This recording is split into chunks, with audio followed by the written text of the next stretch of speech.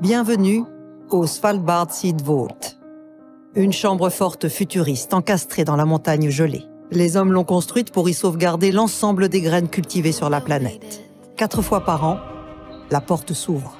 Nous sommes devant le Svalbard Seed Vault, construit pour stocker les graines de toute la planète. C'est une copie de sauvegarde des graines de plantes nourricières. Pourquoi cette copie? C'est au cas où il arrive quelque chose dans les banques d'où viennent les graines.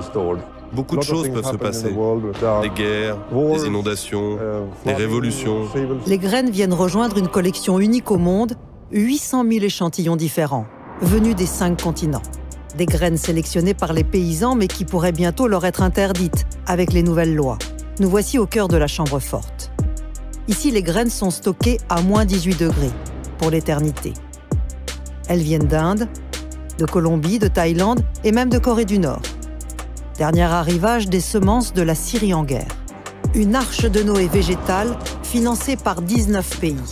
Mais en y regardant de plus près, parmi les donateurs, nous trouvons les multinationales semencières que nous connaissons déjà, DuPont Pioneer et Syngenta. Il y a aussi la fondation Bill et Melinda Gates. Et enfin la fondation Rockefeller. La fondation Rockefeller est celle qui a promu la révolution verte en Afrique et qui a détruit la biodiversité de ce continent. Bill Gates a financé cette révolution verte et a également détruit la biodiversité et l'autonomie des paysans d'Afrique. Syngenta, c'est le leader des biotechnologies après Monsanto. Ces intervenants sont ceux qui ont créé la monoculture et les monopoles. S'imaginer qu'ils vont faire autre chose avec les graines qui sont dans cette banque, c'est oublier complètement leur histoire et leur trajectoire. Essayons d'imaginer. Que se passera-t-il si une catastrophe écologique arrive dans 200 ans? Dans 200 ans, est-ce qu'on pourra ressemer ces graines? Oui, enfin personne ne le sait, car nous ne savons pas combien de temps les graines peuvent vivre. Mais d'après nos calculs, dans ces conditions, elles pourraient se conserver entre 400 et 500 ans. Si on concentre tout au même endroit et qu'en plus on ne va pas ressemer régulièrement les graines pour qu'elles gardent leur capacité de germer, on n'aura que des graines mortes. Ces graines mortes, elles servent à quoi? Uniquement aux multinationales qui peuvent faire leur séquence génétique. Mais un paysan, lui, il a besoin d'une graine qui pousse.